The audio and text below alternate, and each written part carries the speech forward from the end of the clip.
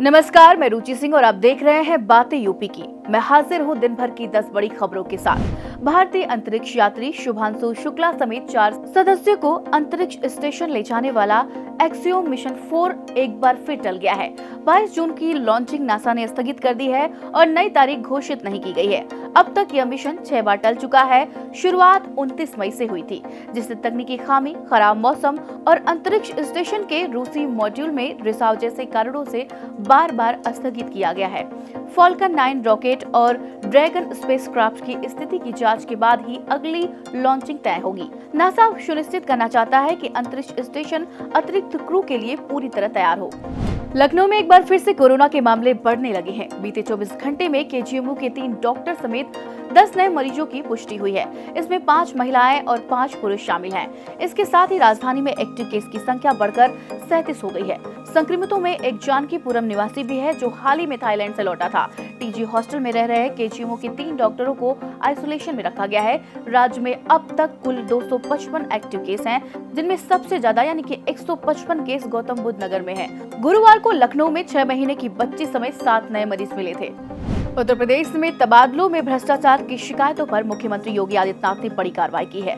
Stamp एवं पंजीयन विभाग के आईजी समीर वर्मा को पद से हटाकर प्रतीक्षारत यानी कि वेटिंग फॉर कर दिया गया है और उनके द्वारा किए गए सभी 210 तबादले रद्द कर दिए गए हैं।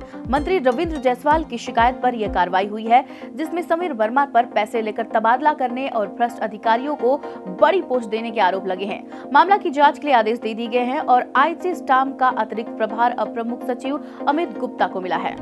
उत्तर प्रदेश लोक सेवा आयोग यानी कि यूपीपीएससी में 2010 की अतिरिक्त निजी सचिव भर्ती घोटाले की सीबीआई जांच संदेह के घेरे में आ गई है। सीबीआई निदेशक प्रवीण सूद ने 26 मई को पत्र में मुख्य सचिव मनोज कुमार सिंह को सूचित किया कि 4 वर्षों में आयोग ने system analyst Girish Goyal, section अफसर विनोद कुमार सिंह और समीक्षा अधिकारी लाल बहादुर पटेल के खिलाफ अभियोजन की स्वीकृति और अभिलेख प्रदान नहीं किए गए हैं। आयोग से अब तक 15 पत्रों के बावजूद अपेक्षित दस्तावेज नहीं मिल पाने से जांच पूरी करना संभव नहीं हो पा रहा है। अगर अगले 1 महीने में सहयोग नहीं मिला तो सीबीआई को जांच को अस्थायी रूप से बंद करना पड़ सकता है।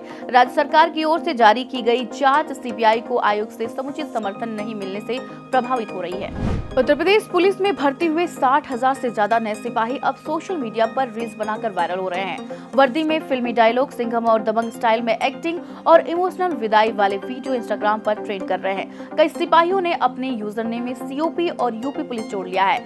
इस रीलबाजी को लेकर अफसरों और पूरे डीजीपी विक्रम सिंह ने चिंता जताई है। उनका कहना है कि इससे पुलिसिंग की गंभीरता और छवि को नुकसान पहुंच सकता है।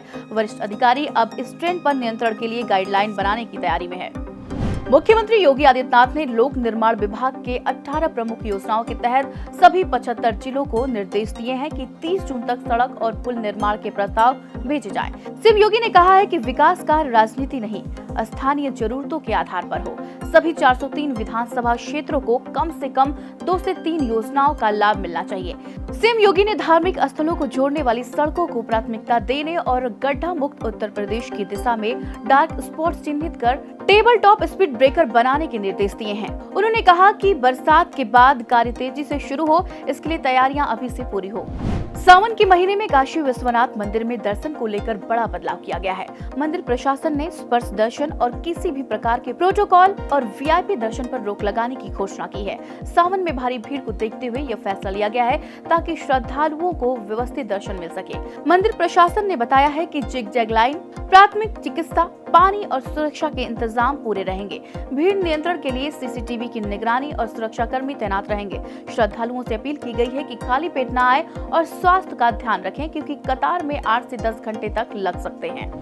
गोंडा बाराबंकी रूट पर नॉन इंटरलॉकिंग और तीसरी लाइन निर्माण कार्य के चलते 28 जून से 7 जुलाई तक गोरखपुर रूट की 20 ट्रेनें रद्द रहेंगी। पूर्वोत्तर रेलवे ने जानकारी दी है कि इस दौरान 52 ट्रेनों को बदले हुए रूट से चलाया जाएगा। बाराबंकी, गोंडा और मनकापुर होकर चलने वाली कई ट्रेनें अब अयोध्या कैंट के रास्ते जाएंगी, जबकि गोंडा स्टेशन को बाईपास किया जाएगा। 27 जून को चलने वाली हैदराबाद गोरखपुर स्पेशल ट्रेन को गोमती नगर तक ही सीमित कर दिया गया है। यात्रियों को सलाह दी गई है कि यात्रा से पहले ट्रेन कमेंट का स्टेटस जरूर चेक करें। IIT कानपुर ने QS वर्ल्ड यूनिवर्सिटी रैंकिंग 2026 में शानदार प्रदर्शन करते हुए 41 पायदान की छलांग लगाई है और 222वीं रैंक हासिल की है। पिछले साल इसकी रैंकिंग 263 थी।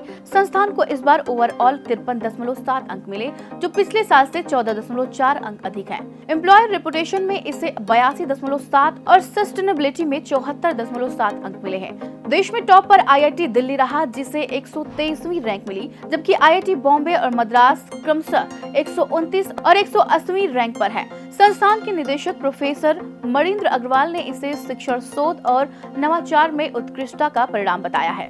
उत्तर प्रदेश में मानसून के सक्रिय होते ही बारिश का दायरा बढ़ता जा रहा है। मौसम विभाग ने शुक्रवार को पूर्वी और दक्षिणी यूपी के 12 जिलों में भारी बारिश का ऑरेंज अलर्ट जारी किया है, जिनमें बांदा, झांसी, ललितपुर और प्रयागराज प्रमुख है। वहीं 23 जिलों में येलो अलर्ट और 55 जिलों में गरज चमक और वज्रपात की चेतावनी दी गई है। इन इलाकों में तेज हवाएं भी चल सकती हैं। गुरुवार को फिरोजाबाद में सबसे ज्यादा 120 मिलीमीटर बारिश हुई।